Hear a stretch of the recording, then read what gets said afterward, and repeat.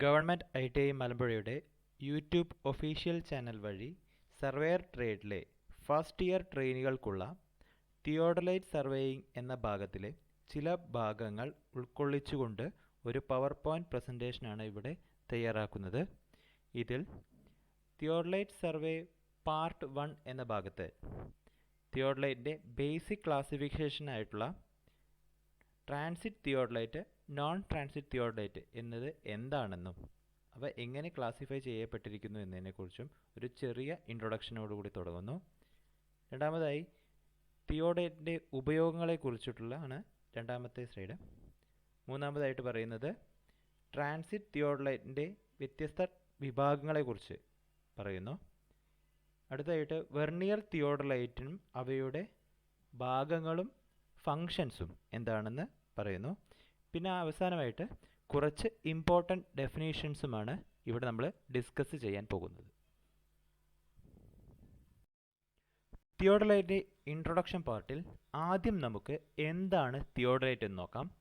ഇതിനകം surveying and levelling എന്ന് പറയുന്ന ഭാഗത്ത് ചെയിൻ സർവേയിങ് എന്താണെന്ന് പഠിച്ചു, കോമ്പസ് സർവേയിങ് എന്താണെന്ന് പഠിച്ചു, പ്ലെയിൻ ടേബിൾ സർവേയിങ് എന്താണെന്ന് പഠിച്ചു, ലെവലിംഗ് എന്താണെന്ന് പഠിച്ചു. ഇതിൽ ചെയിൻ സർവേയിങ്ങും പ്ലെയിൻ ടേബിൾ സർവേയിങ്ങും ലീനിയർ മെഷർമെൻറ്റ് കണ്ടുപിടിക്കുന്നതും അതുപോലെ ലീനിയർ മെഷർമെൻറ്റ് ഉപയോഗിച്ച് ചെയ്യുന്ന രണ്ട് രീതികളാണെന്ന് മനസ്സിലാക്കി. കോമ്പസ് സർവേയിങ് മാഗ്നറ്റിക് മെറിഡിയൻ്റെ ബേസിസിൽ ആംഗുലാർ മെഷർമെൻറ്റ് കണ്ടുപിടിക്കുന്ന രീതിയാണെന്ന് നമ്മൾ പഠിച്ചു കഴിഞ്ഞു. ലെവലിംഗ് വെർട്ടിക്കൽ ഡിസ്റ്റൻസ് ആയിട്ടുള്ള ഹൈറ്റ്, ഡെപ്ത് എന്നിവ കണ്ടുപിടിക്കുവാൻ വേണ്ടി ഉപയോഗിക്കുന്ന രീതിയാണെന്ന് മനസ്സിലാക്കി. എന്നാൽ തിയോഡലൈറ്റ് സർവേയിങ്ങിൽ കോമ്പസിനേക്കാൾ കൂടുതൽ അക്യുറേറ്റ് ആയിട്ടുള്ള ആംഗുലാർ മെഷർമെൻറ്റ്സ് കണ്ടുപിടിക്കാൻ ഉപയോഗിക്കുന്ന ഇൻസ്ട്രുമെൻ്റാണ്. ഇതിൽ ഹൊറിസോണ്ടൽ ആംഗിൾസ് മാത്രമല്ല വെർട്ടിക്കൽ ആംഗിൾസും കണ്ടുപിടിക്കാൻ ഉപയോഗിക്കുന്നു. ഇതിൻ്റെ ടെലസ്കോപ്പ് ഓറിയൻറ്റഡ് ആയതുകൊണ്ട് തന്നെ ലെവലിംഗ് ഇൻസ്ട്രുമെൻറ്റിൻ്റെ ഉപയോഗം കൂടി തിയോഡലൈറ്റിലൂടെ നടത്താൻ സാധിക്കും. അതുകൊണ്ട് തന്നെ ഒബ്ജക്റ്റിൻ്റെ ഉയരവും താഴ്ചയും കണ്ടുപിടിക്കാൻ നമുക്ക് തിയോഡലൈറ്റിലൂടെ കണ്ടുപിടിക്കാൻ പറ്റും.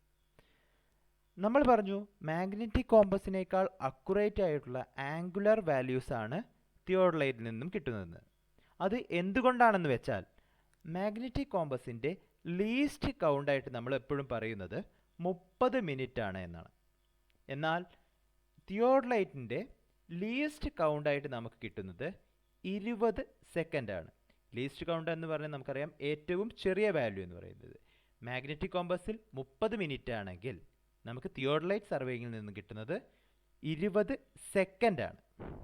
30 മിനിറ്റിനേക്കാൾ ചെറിയ വാല്യൂ. സോ 30 മിനിറ്റിനേക്കാൾ അക്യുറേറ്റ് ആയിട്ടുള്ള വാല്യൂ ആയിരിക്കും തിയോഡലൈറ്റ് സർവേയിൽ നമുക്ക് കിട്ടുന്നത്. അതുകൊണ്ട് തന്നെ തിയോഡലൈറ്റ് സർവേയിൽ നിന്ന് കിട്ടുന്ന വാല്യൂ മാഗ്നറ്റിക് വാല്യൂവിനേക്കാൾ അക്യുറേറ്റ് ആയിരിക്കും എന്ന് പറയുന്നതിൽ അത്ഭുതപ്പെടേണ്ട കാര്യമൊന്നുമില്ല. തിയോഡലൈറ്റിൻ്റെ ബേസിക് ക്ലാസിഫിക്കേഷനായിട്ട് നമ്മൾ പറയുന്നത് എല്ലായ്പ്പോഴും transit theodolite, non transit theodolite എന്നാണ്. അപ്പോൾ ട്രാൻസിറ്റ് തിയോഡലൈറ്റും നോൺ ട്രാൻസിറ്റ് തിയോഡലൈറ്റും ആകുമ്പോൾ നമ്മൾ പുതിയൊരു ടേം പഠിക്കാൻ പോവുകയാണ്. എന്താണ് ട്രാൻസിറ്റിംഗ്, അതായത് എന്താണ് ട്രാൻസിറ്റ് എന്നുകൊണ്ട് ഉദ്ദേശിക്കുന്നത്? ട്രാൻസിറ്റ് എന്നുകൊണ്ട് ഉദ്ദേശിക്കുന്നത് വേറൊന്നുമല്ല, ഇതുവരെ നമ്മൾ ലെവലിങ്ങിൽ ഒരു ഫിക്സഡ് ആയിട്ടുള്ള റൊട്ടേഷൻ മോഷൻ ഇല്ലാത്ത ഒരു ടെലസ്കോപ്പാണ് ഉപയോഗിച്ചിരുന്നത്. എന്നാൽ ഒരു ടെലസ്കോപ്പ് അതിൻ്റെ വെർട്ടിക്കൽ പ്ലെയിനിൽ ഹൊറിസോണ്ടൽ ആക്സിസിനെ ബേസ് ചെയ്തുകൊണ്ട് റൊട്ടേറ്റ് ചെയ്യാൻ പറ്റുന്നു എന്നുണ്ടെങ്കിൽ, 360 ഡിഗ്രി റൊട്ടേറ്റ് ചെയ്യാൻ പറ്റുന്നു എന്നുണ്ടെങ്കിലാണ് അതിനെ ട്രാൻസിറ്റ് തിയോഡലൈറ്റ് എന്ന് പറയുന്നത്. അതായത് ഒരു ഫുൾ സർക്കിൾ കംപ്ലീറ്റ് ചെയ്യാൻ ആ ടെലസ്കോപ്പിന് സാധിക്കുന്നു എന്നുണ്ടെങ്കിൽ. എന്നാൽ ഈ 360 degree full circle rotation possible അല്ലാത്ത ടെലസ്കോപ്പുകളെയാണ് നോൺ ട്രാൻസിറ്റിംഗ് വിഭാഗത്തിൽ പെടുന്നത്. ആയതുകൊണ്ട് തന്നെ ഫുൾ സർക്കിൾ റൊട്ടേഷൻ ആണ് ഒരു തിയോഡലൈറ്റിലെ ടെലസ്കോപ്പിന് ഉപയോഗിച്ചിരിക്കുന്നത് എന്നുണ്ടെങ്കിൽ അവയെ ട്രാൻസിറ്റ് തിയോഡലൈറ്റ് എന്ന് പറയുന്നു. എന്നാൽ ഫുൾ സർക്കിൾ പോസിബിൾ അല്ല, 180 ഡിഗ്രിയോ അല്ലെങ്കിൽ ഒരു സെമി സർക്കിൾ റൊട്ടേഷൻ മാത്രമേ അതിന് പോസിബിൾ ആവുന്നുള്ളൂ, ആ ടെലസ്കോപ്പിന് പോസിബിൾ ആവുന്നുള്ളൂ എന്നുണ്ടെങ്കിൽ അതിനെ നോൺ ട്രാൻസിറ്റ് തിയോഡലൈറ്റ് എന്ന് പറയുന്ന വിഭാഗത്തിലേക്ക് പെടുത്താവുന്നതാണ്. ഇതാണ് ഇൻട്രൊഡക്ഷൻ ഓഫ് തിയോഡലൈറ്റിൽ വരുന്ന പ്രധാന ഭാഗങ്ങളായിട്ട്. അടുത്തതായി നോക്കാൻ പോകുന്നത് എന്തെല്ലാമാണ് തിയോഡലൈറ്റിൻ്റെ ഉപയോഗങ്ങൾ എന്ന് പറയുന്നത്. ഇൻട്രൊഡക്ഷനിൽ പറഞ്ഞ പോലെ ഹൊറിസോണ്ടൽ ആംഗിളും വെർട്ടിക്കൽ ആംഗിളും കാൽക്കുലേറ്റ് ചെയ്യാൻ അല്ലെങ്കിൽ കണ്ടുപിടിക്കാൻ വേണ്ടി ഉപയോഗിക്കുന്ന ഒരു ഇൻസ്ട്രുമെൻ്റ് ആണ് തിയോഡലൈറ്റ് എന്ന് പറയുന്നത്. അതുപോലെ തന്നെ നമ്മുടെ കയ്യിലുള്ള ഒരു ലൈനിൻ്റെയോ ഒരു ആംഗിളിൻ്റെയോ വാല്യൂസ് ഫീൽഡിലോട്ട് ഇംപ്ലിമെൻ്റ് ചെയ്യാൻ അല്ലെങ്കിൽ സെറ്റ് ഔട്ട് ചെയ്യാൻ വേണ്ടി ഉപയോഗിക്കുന്ന ഒരു ഇൻസ്ട്രുമെൻ്റ് ആണ് തിയോഡലൈറ്റ് എന്ന് പറയുന്നത്. ടോൾ ബിൽഡിങ്സ്, അതുപോലെ ഹൈ റൈസ്ഡ് ബിൽഡിങ്സുകളുടെ വെർട്ടിക്കാലിറ്റി ചെക്ക് ചെയ്യാൻ വേണ്ടി ഉപയോഗിക്കുന്നതും തിയോഡലൈറ്റ് ആണ്. പ്ലംബിംഗ് എന്ന് പറയുന്നത് കറക്റ്റ് വെർട്ടിക്കലായിട്ട് തന്നെയാണോ മേസൺറി വർക്കുകൾ ചെയ്യുന്നതെന്ന് നോക്കാം. അതിന് ഉപയോഗിക്കുന്ന ഒരു ഉപകരണമാണ് പ്ലം ബോബ് എന്ന് പറയുന്നത്. പ്ലം ബോബ് പല കണ്ടീഷനുകളും നമുക്ക് പ്രാക്ടിക്കലി ഹൈ റൈസ് ബിൽഡിങ്ങുകളിൽ പോസിബിൾ അല്ലാത്ത കേസ് വരുമ്പോൾ ടോൾ ബിൽഡിങ്സിൽ പ്ലംബിംഗ് നടത്താൻ വേണ്ടിയിട്ട് തിയോഡലൈറ്റ് ഉപയോഗിക്കുന്നുണ്ട്. അതുപോലെ തന്നെ റെയിൽവേ കർവുകൾ സെറ്റ് ചെയ്യാൻ വേണ്ടിയിട്ട് തിയോഡലൈറ്റ് ഉപയോഗിക്കുന്നു. അടുത്തതായി ബിൽഡിംഗ് കൺസ്ട്രക്ഷനെ പോലെ തന്നെ ഇമ്പോർട്ടൻ്റ് ആണ് ബ്രിഡ്ജസിൻ്റെ കൺസ്ട്രക്ഷൻസിനും തിയോഡലൈറ്റിൻ്റെ ഭാഗം. പിയേഴ്സ് ഉപയോഗിച്ചുകൊണ്ട്, പിയർ എന്ന് പറയുന്നത് ബ്രിഡ്ജിൻ്റെ സെൻറ്ററിൽ വരുന്ന അല്ലെങ്കിൽ രണ്ട് എൻഡുകൾ ഒഴികെയുള്ള സപ്പോർട്ടുകളെയാണ് പിയർ എന്ന് പറയുന്നത്. ഇപ്പോൾ താഴ്ചയുള്ള ഭാഗങ്ങളിലായിരിക്കും പലപ്പോഴും നമ്മൾ പിയേഴ്സ് പ്രൊവൈഡ് ചെയ്യുന്നത്. ആ ഭാഗങ്ങളിൽ തിയോഡലൈറ്റിൻ്റെ സഹായത്തോടു കൂടിയിട്ടാണ് അതിൻ്റെ പോയിൻറ്റ്സുകൾ ഫിക്സ് ചെയ്യാൻ ഉപയോഗിക്കുന്നത്. അടുത്തായി geographical position fixing from observation of sun and stars. സൂര്യൻ്റെയും നക്ഷത്രങ്ങളുടെയും സ്ഥാനമനുസരിച്ച് ഭൂമിയുടെ ഉപരിതലത്തിലെ വസ്തുക്കളുടെ സ്ഥാനം നിർണ്ണയിക്കുന്നതിന് തിയോഡലൈറ്റ് ഉപയോഗിക്കുന്നു. ലാറ്റിറ്റ്യൂഡ്, ഡിപ്പാർച്ചർ എന്നീ ഭാഗങ്ങൾ നമ്മൾ വരും ക്ലാസ്സുകളിൽ പഠിക്കുന്നുണ്ട്. അടുത്തായി അലൈൻമെൻറ്റ് ഓഫ് ടണൽ കൺസ്ട്രക്ഷൻ. തുരങ്ക നിർമ്മാണത്തിന് വളരെ പ്രാധാന്യം കൊടുക്കുന്ന ഒരു ഇൻസ്ട്രുമെൻ്റ് ആണ് തിയോഡലൈറ്റ് എന്ന് പറയുന്നത്. കാരണം അതിൻ്റെ അലൈൻമെൻറ്റ് പ്രോപ്പർ ആയിരിക്കണം. ഒരുപക്ഷെ നമ്മളൊരു എക്സാമ്പിൾ പറയുകയാണെങ്കിൽ ഒരു മലയെ തുരന്നുകൊണ്ട് ഒരു തുരങ്കം ഉണ്ടാക്കുമ്പോൾ രണ്ട് ഭാഗത്തു നിന്നാണ് തുടങ്ങുന്നതെങ്കിൽ ആ രണ്ട് ഭാഗത്തു നിന്നും തുരന്നു വരുമ്പോൾ അതൊരു കോമൺ പോയിന്റിലേക്ക് ജോയിൻ ചെയ്യണം. അങ്ങനെ ജോയിൻ ചെയ്യുമ്പോൾ അതിൻ്റെ വ്യത്യാസം വരാതിരിക്കാൻ വേണ്ടി ഉപയോഗിക്കുന്നത് തിയോഡലൈറ്റ് ആണ്. അതിൻ്റെ പൊസിഷൻസ് മാർക്ക് ചെയ്യാൻ വേണ്ടിയിട്ട് തിയോഡലൈറ്റ് ഉപയോഗിക്കുന്നു. തിയോഡലൈറ്റ് സർവേയിങ് എന്ന് പറയുന്ന ഭാഗത്ത് നമുക്ക് പഠിക്കാനുള്ളത് ട്രാൻസിറ്റ് തിയോഡലൈറ്റുകളെ കുറിച്ചാണ്. ഇനി നമ്മൾ പറയാൻ പോകുന്നത് ട്രാൻസിറ്റ് തിയോഡലൈറ്റുകൾ എങ്ങനെയാണ് ക്ലാസിഫിക്കേഷൻ നടത്തിയിരിക്കുന്നത്. അതിൽ ആദ്യത്തേത് വെർനിയർ തിയോഡലൈറ്റ് ആണ്. വെർനിയർ തിയോഡലൈറ്റ് എന്ന് പറയുന്നത് ഹൊറിസോണ്ടൽ ആംഗിൾസും വെർട്ടിക്കൽ ആംഗിൾസും മെഷർമെൻറ്റ് ചെയ്യാൻ വേണ്ടി നമ്മൾ വെർനിയേഴ്സ് ഉപയോഗിച്ചുകൊണ്ട് അല്ലെങ്കിൽ വെർനിയേഴ്സ് അടങ്ങിയിരിക്കുന്ന തിയോഡലൈറ്റുകളെയാണ് വെർനിയർ തിയോഡലൈറ്റ് എന്ന് പറയുന്നത്. ഓപ്റ്റിക്കൽ റീഡിംഗ് തിയോഡലൈറ്റ് എന്നാണ് രണ്ടാമത്തേത്. ഓപ്റ്റിക്കൽ തിയോഡലൈറ്റ് എന്ന് പറയുമ്പോൾ നമ്മൾ വെർനിയേഴ്സ് ആണ് വെർനിയർ തിയോഡലൈറ്റ് ഉപയോഗിക്കുന്നതെങ്കിൽ ഇവിടെ ഉപയോഗിക്കുന്നത് നമ്മൾ ലെൻസുകൾ ഉപയോഗിച്ചാണ്. റീഡിംഗ് ലെൻസുകൾ ഉപയോഗിച്ചുകൊണ്ട് നമ്മൾ വെർട്ടിക്കൽ ആംഗിൾസും ഹൊറിസോണ്ടൽ ആംഗിൾസും മെഷർ ചെയ്യുന്നു. അങ്ങനെയുള്ള തിയോഡലൈറ്റുകളെയാണ് ഓപ്റ്റിക്കൽ റീഡിംഗ് തിയോഡലൈറ്റ് എന്ന് പറയുന്നത്.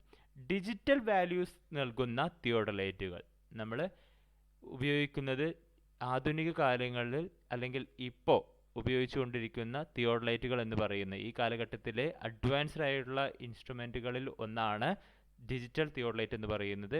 ഡിജിറ്റൽ വാല്യൂസ് ആണ് നമുക്ക് എടുക്കുന്നത്. അപ്പോൾ ഇങ്ങനെ മൂന്നായിട്ടാണ് ട്രാൻസിറ്റ് തിയോഡലൈറ്റിനെ ക്ലാസിഫൈ ചെയ്തിരിക്കുന്നത്. ഒന്നാമത്തേത് വെർനിയർ തിയോഡലൈറ്റ്, രണ്ടാമത്തേത് ഓപ്റ്റിക്കൽ റീഡിംഗ് തിയോഡലൈറ്റ്, മൂന്നാമത്തേത് ഡിജിറ്റൽ തിയോഡലൈറ്റ് അല്ലെങ്കിൽ ഇലക്ട്രോണിക് തിയോഡലൈറ്റ് എന്നീ ഭാഗങ്ങളായിട്ട്. ഇതിൽ ഫിഗേഴ്സായി കൊടുത്തിരിക്കുന്നത് ടൈപ്സ് ഓഫ് ട്രാൻസിറ്റ് തിയോഡലൈറ്റുകളാണ്. ഇതിൽ വെർനിയർ തിയോഡലൈറ്റ് ഉണ്ട്, ഓപ്റ്റിക്കൽ റീഡിംഗ് തിയോഡലൈറ്റുകളുണ്ട്, ഡിജിറ്റൽ അല്ലെങ്കിൽ ഇലക്ട്രോണിക് തിയോഡലൈറ്റുകളുണ്ട്. അവയുടെ ഫിഗേഴ്സാണ് ഇവിടെ കൊടുത്തിരിക്കുന്നത്. ഇതിൽ വെർനിയർ തിയോഡലൈറ്റിനെ കുറിച്ച് പഠിക്കുമ്പോൾ നമുക്കതിൻ്റെ ഒരു ഘടന നമുക്ക് നോക്കാം. അതിൽ വരുന്ന ഭാഗങ്ങൾ ഇമ്പോർട്ടൻറ്റ് പാർട്സുകളാണ് ഇവിടെ കൊടുത്തിരിക്കുന്നത്. അതിൽ ട്രിപ്പോഡ് ഉണ്ട്, പ്ലം ബോബ് ഉണ്ട്, വെർനിയർ തിയോഡലൈറ്റിൻ്റെ ഇൻസ്ട്രുമെൻറ്റും ഇതിൽ കൊടുത്തിട്ടുണ്ട്. അതിൻ്റെ ഇമ്പോർട്ടൻറ്റ് ഭാഗങ്ങൾ ഒരു ഗ്രാഫിക്കൽ റെപ്രസെൻറ്റേഷനിലൂടെയാണ് ഇവിടെ കാണിച്ചിരിക്കുന്നത്. ഇനി വളരെ ഇമ്പോർട്ടൻ്റ് ആയിട്ടുള്ളതും നമ്മൾ കൂടുതൽ കോൺസെൻട്രേറ്റ് ചെയ്ത് പഠിക്കേണ്ടതുമായിട്ടുള്ള ചില ഭാഗങ്ങളെക്കുറിച്ചാണ് ഇവിടെ ഇനി ഡിസ്കസ് ചെയ്യാൻ പോകുന്നത്. അതിൽ ലിസ്റ്റ് ഔട്ട് ചെയ്തിരിക്കുന്ന ഇവയാണ്: telescope, vertical circle, index frame, the standards, the upper plate, the lower plate, the levelling head, the shifting head, plate level, tripod, plumb bob, magnetic compass. ഇവയാണ് വളരെ ഇമ്പോർട്ടൻ്റ് ആയിട്ട് ഇതിന് മുന്നേയുള്ള എക്സാമുകളിൽ ചോദിച്ചിരിക്കുന്നത് ആയിട്ടുള്ള പോയിന്റുകൾ ഇവയിൽ നിന്നെല്ലാമാണ്. അപ്പോൾ ഇത് നമ്മൾ കൂടുതൽ ഡീറ്റെയിൽ ആയി പഠിക്കേണ്ടതുണ്ട്. മേൽപ്പറഞ്ഞ തിയോഡലൈറ്റിൻ്റെ പാർട്സുകളും അവയുടെ ഉപയോഗങ്ങളുമാണ് ഇനി ഇവിടെ ഡിസ്കസ് ചെയ്യാൻ പോകുന്നത്. അതിൽ ആദ്യത്തേത് ടെലസ്കോപ്പ്. ടെലസ്കോപ്പ് എന്നത് ഒരു ഫോക്കസിംഗ് ഇൻസ്ട്രുമെൻ്റ് ആണ്. ദൂരെയുള്ള ഒബ്ജക്റ്റിനെ വളരെ വ്യക്തമായി കാണാൻ സാധിക്കുന്ന ഒരു ഇൻസ്ട്രുമെൻ്റ്. ഇതിൻ്റെ ഒരറ്റം ഐ പീസ് എന്നും മറ്റേ അറ്റം ഒബ്ജക്റ്റീവ് അഥവാ ഒബ്ജക്റ്റ് ഗ്ലാസ് എന്നും അറിയപ്പെടുന്നു. ടെലസ്കോപ്പ് അതിൻ്റെ ഹൊറിസോണ്ടൽ ആക്സിസിൽ വെർട്ടിക്കൽ പ്ലെയിനിൽ 360 ഡിഗ്രി റൊട്ടേറ്റ് ചെയ്യാൻ കഴിവുണ്ട്. ഇത് വെർട്ടിക്കൽ സർക്കിളുമായി അറ്റാച്ച് ചെയ്തതായതുകൊണ്ട് തന്നെ 20 സെക്കൻഡാണ് ഈ ടെലസ്കോപ്പിൻ്റെ അക്യുറസി എന്ന് പറയുന്നത്. അടുത്തതായി വെർട്ടിക്കൽ സർക്കിൾ. തിയോഡലൈറ്റിൽ വെർട്ടിക്കൽ ആംഗിൾസ് മെഷർ ചെയ്യാൻ ഉപയോഗിക്കുന്ന ഭാഗമാണിത്. ടെലസ്കോപ്പുമായി അറ്റാച്ച് ചെയ്തതായതുകൊണ്ട് ടെലസ്കോപ്പിൻ്റെ റൊട്ടേഷൻ അനുസരിച്ച് തന്നെ വെർട്ടിക്കൽ സർക്കിളിലും റൊട്ടേറ്റ് ചെയ്തുകൊണ്ടിരിക്കും. ഇതിൽ ആംഗുലർ മെഷർമെൻറ്റ്സ് ഗ്രാജുവേറ്റ് ചെയ്യപ്പെട്ടിരിക്കുന്നുണ്ട്. 0 മുതൽ 90 ഡിഗ്രി വരെയുള്ള 4 ക്വാഡ്രൻറ്റുകളായിട്ടാണ് വെർട്ടിക്കൽ സർക്കിൾസിൽ ആംഗിൾസ് ഗ്രാജുവേറ്റ് ചെയ്യപ്പെട്ടിരിക്കുന്നത്. ഇത് 2 വെർണിയേഴ്സിൽ കൂടെയാണ് നമുക്ക് റീഡ് ചെയ്തെടുക്കാറുണ്ട്. സി ഡി എന്ന് പറയുന്ന 2 വെർണിയറുകളാണ് വെർട്ടിക്കൽ സർക്കിളിൽ ഉള്ളത്. അടുത്തതായിട്ട് ഇൻഡെക്സ് ഫ്രെയിം. 2 ആംസോട് കൂടിയ ഫ്രെയിം സ്ട്രക്ചറാണ് ഇൻഡെക്സ് ഫ്രെയിം എന്ന് പറയുന്നത്. ഹൊറിസോണ്ടൽ ആമും വെർട്ടിക്കൽ ആമും. ഇതിലെ വെർട്ടിക്കൽ ആം ഒരു ലോക്കിംഗ് സിസ്റ്റമായി പ്രവർത്തിക്കുന്നു. ടെലസ്കോപ്പിൻ്റെ റൊട്ടേഷൻ ആവശ്യാനുസരണം നിയന്ത്രിക്കാൻ വെർട്ടിക്കൽ ആം സഹായിക്കുന്നു. ഹൊറിസോണ്ടൽ ആം വെർട്ടിക്കൽ സർക്കിളിനെ അല്ലെങ്കിൽ വെർട്ടിക്കൽ സർക്കിളിൽ നിന്നും വെർട്ടിക്കൽ ആംഗിൾസ് മെഷർ ചെയ്തെടുക്കാൻ സഹായിക്കുന്നു. ഇംഗ്ലീഷ് ആൽഫബറ്റായ ടി എന്ന അക്ഷരത്തോട് സാമ്യമുള്ള രൂപത്തിലാണ് ഇൻഡെക്സ് ഫ്രെയിം കാണുന്നത്. അതുകൊണ്ട് തന്നെ ടി ഫ്രെയിം എന്നും ഈ ഇൻഡെക്സ് ഫ്രെയിമിനെ വിളിക്കാറുണ്ട്. അടുത്തതായിട്ട് the standards. English alphabet A എന്ന അക്ഷരത്തോട് സാമ്യം തോന്നുന്ന തിയോഡലൈറ്റിലെ ഭാഗമാണിത്. ടെലസ്കോപ്പിനെ താങ്ങി നിർത്തുകയും വെർട്ടിക്കൽ ആക്സിസിൽ ടെലസ്കോപ്പിനെ റൊട്ടേറ്റ് ചെയ്യാൻ സഹായിക്കുകയും ചെയ്യുന്നു. ഇതിൻ്റെ മറ്റൊരു പേര് എ ഫ്രെയിം എന്നാണ്. കാരണം നമ്മൾ ആദ്യം പറഞ്ഞു ഇംഗ്ലീഷ് ആൽഫബറ്റിൽ എ എന്ന അക്ഷരത്തോട് സാമ്യമുള്ള ഒരു ഭാഗമാണിത്. അടുത്തായിട്ട് the upper plate. Horizontal angle measure ചെയ്യാൻ ഉപയോഗിക്കുന്ന ഹൊറിസോണ്ടൽ സർക്കിളിൻ്റെ ഒരു ഭാഗമാണിത്.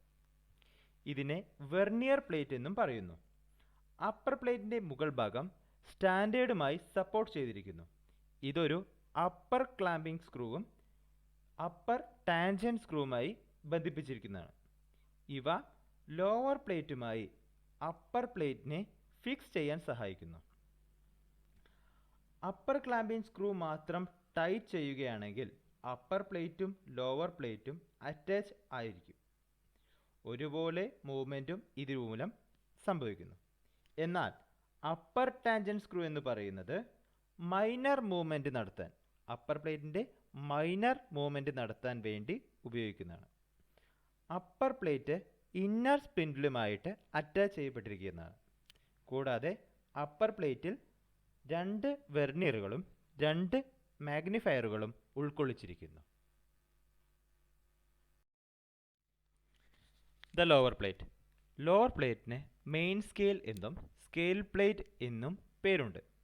0 ഡിഗ്രി മുതൽ 360 ഡിഗ്രി വരെ അടയാളപ്പെടുത്തിയിരിക്കുന്ന ബ്രാസ് പ്ലേറ്റ് ആണ് ലോവർ പ്ലേറ്റ് എന്ന് പറയുന്നത്. ലോവർ പ്ലേറ്റ് ഔട്ടർ സ്പ്ലിൻറ്റിലുമായും ലോവർ ക്ലാമ്പിംഗ് സ്ക്രൂവുമായും അറ്റാച്ച് ചെയ്യപ്പെട്ടിരിക്കുന്നു. ലോവർ ക്ലാമ്പിംഗ് സ്ക്രൂ ലൂസും അപ്പർ ക്ലാമ്പിംഗ് സ്ക്രൂ ടൈറ്റുമായിരുന്നാൽ രണ്ട് പ്ലേറ്റും അറ്റാച്ച്ഡും മൂവ്മെൻറ്റ് ഒരേപോലെയുമായിരിക്കും. എന്നാൽ ലോവർ ക്ലാമ്പിംഗ് സ്ക്രൂ ടൈറ്റും അപ്പർ ക്ലാമ്പിംഗ് സ്ക്രൂ ലൂസുമായിരുന്നാൽ അപ്പർ പ്ലേറ്റ് മാത്രം മൂവ് ചെയ്യുകയും ലോവർ പ്ലേറ്റ് ട്രൈ ബാച്ചുമായി ഫിക്സ് പൊസിഷനിലുമായിരിക്കും. ഇനി അപ്പർ ക്ലാമ്പിംഗ് സ്ക്രൂവും ലോവർ ക്ലാമ്പിംഗ് സ്ക്രൂവും ടൈറ്റ് ആണെങ്കിൽ അപ്പർ പ്ലേറ്റും ലോവർ പ്ലേറ്റും ലോക്ക് പൊസിഷനിലായിരിക്കും. അടുത്തത് ലെവലിംഗ് ഹെഡ്. ലെവലിംഗ് ഹെഡ് എന്ന് പറയുന്നത് ത്രികോണ ആകൃതിയിലുള്ള രണ്ട് പാരലൽ പ്ലേറ്റുകളുടെ അറേഞ്ച്മെൻറ്റിനെയാണ്. അവയെ ട്രൈ ബാച്ച് പ്ലേറ്റ് എന്ന് പറയുന്നു. മുകളിലത്തെ അപ്പർ ട്രൈ ബാച്ച് എന്നും താഴത്തേതിനെ ലോവർ ട്രൈ ബാച്ച് അഥവാ ട്രിവറ്റ് എന്നും പറയുന്നു. അപ്പർ ട്രൈ ബാച്ച് അപ്പർ പ്ലേറ്റും ടെലസ്കോപ്പും ലെവൽ ചെയ്യാൻ ഉപയോഗിക്കുന്ന ലെവലിംഗ് സ്ക്രൂസ് 3 എൻഡുകളിലായി കണക്ട് ചെയ്യപ്പെട്ടിരിക്കുന്നു. ലോവർ ട്രൈ ബാച്ച് ട്രിപ്പോഡ് സ്റ്റാൻഡായിട്ടാണ് അറ്റാച്ച് ചെയ്തിരിക്കുന്നത്. അടുത്തത് ഷിഫ്റ്റിംഗ് ഹെഡ്.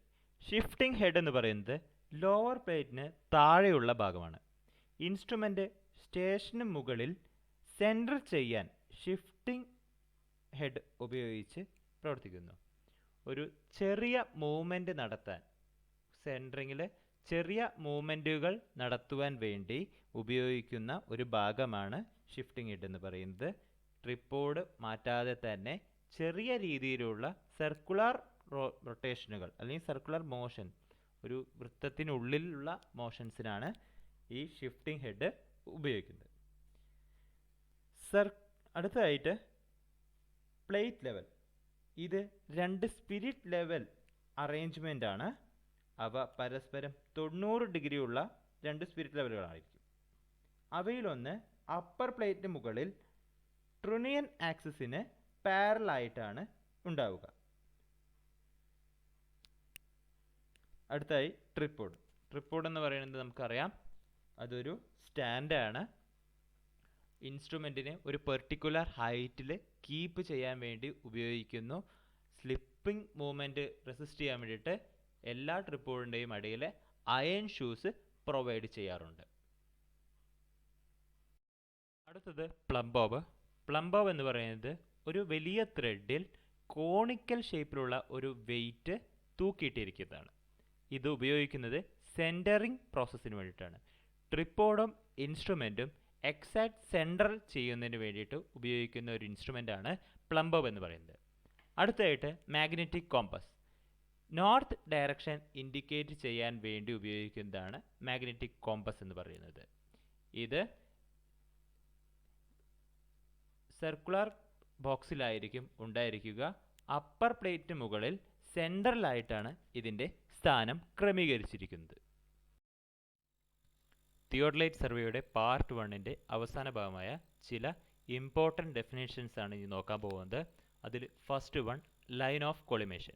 ലൈൻ ഓഫ് കോളിമേഷൻ്റെ ഡെഫിനേഷൻ എന്ന് പറയുന്നത് the line which passes through the intersection of the cross hairs of eyepiece and optical centre of objective and its continuation is called a line of collimation. ഐ പീസിൻ്റെ ഭാഗമായ cross എയറിൻ്റെ സെൻറ്ററിലെ cross hair കൂടെ കടന്നുപോയി optical സെൻറ്ററിലൂടെ pass ചെയ്ത് continue ചെയ്യുന്ന ഇമാജിനറി ലൈനിനെയാണ് ലൈൻ ഓഫ് കോളിമേഷൻ എന്ന് പറയുന്നത്. ഇതിനെ പലപ്പോഴും ലൈൻ ഓഫ് സൈറ്റ് എന്നും കണ്ടുവരുന്നുണ്ട്. ട്രാൻസിറ്റിംഗ്, നമ്മൾ നേരത്തെ പറഞ്ഞു എന്താണ് ട്രാൻസിറ്റിംഗ് എന്ന് പറയുന്നത്. ഒരു ടെലസ്കോപ്പിൻ്റെ വെർട്ടിക്കൽ പ്ലെയിനിലൂടെ ഉള്ള 360 ഡിഗ്രി റൊട്ടേഷനെയാണ് എബൌട്ട് ഇറ്റ്സ് ഹൊറിസോണ്ടൽ ആക്സിസ് എന്നുകൂടെ പറയാം. അതിനെയാണ് ട്രാൻസിറ്റിംഗ് എന്ന് പറയുന്നത്. മൂന്നാമതായി സ്വിങ്. സ്വിങ് എന്ന് പറയുമ്പോൾ ഒരു ടെലസ്കോപ്പിൻ്റെ ഹൊറിസോണ്ടൽ പ്ലെയിനിൻ്റെ 360 ഡിഗ്രിയിലുള്ള റൊട്ടേഷനാണ്. about its vertical axis. അതിനെയാണ് സ്വിംഗ് എന്ന് പറയുന്നത്. അടുത്തായി ഫേസ് ലെഫ്റ്റ് ഒബ്സർവേഷൻ. വളരെ ഇമ്പോർട്ടൻ്റ് ആണ് ഫേസ് ലെഫ്റ്റ് ഒബ്സർവേഷൻ. ഒരു ഒബ്സർവർ ഒരു ഒബ്ജക്റ്റിലേക്ക് സൈറ്റ് ചെയ്യുമ്പോൾ അല്ലെങ്കിൽ ഒബ്സർവ് ചെയ്യുമ്പോൾ വെർട്ടിക്കൽ സർക്കിൾ അതിൻ്റെ ലെഫ്റ്റ് സൈഡിലാണ് ഇരിക്കുന്നതെങ്കിൽ, ടെലസ്കോപ്പിൻ്റെ ലെഫ്റ്റ് സൈഡിലാണ് ഇരിക്കുന്നതെങ്കിൽ അതിനെ ഫേസ് ലെഫ്റ്റ് ഒബ്സർവേഷൻ എന്ന് പറയുന്നു. ഇതുപോലെ തന്നെ ഒരു ഒബ്സർവർ ഒരു ഒബ്ജക്റ്റിലോട്ട് ഒബ്സർവ് ചെയ്യുമ്പോൾ ടെലസ്കോപ്പിൻ്റെ റൈറ്റ് സൈഡിലാണ് വെർട്ടിക്കൽ സർക്കിളിൻ്റെ പൊസിഷൻ എന്നുണ്ടെങ്കിൽ അതിനെ ഫേസ് റൈറ്റ് ഒബ്സർവേഷൻ എന്ന് പറയുന്നു. അപ്പോൾ ഇത്രയുമാണ് ഇമ്പോർട്ടൻ്റ് ആയിട്ടുള്ള ചില ഡെഫിനീഷൻസ് കൊടുത്തിരിക്കുന്നത്.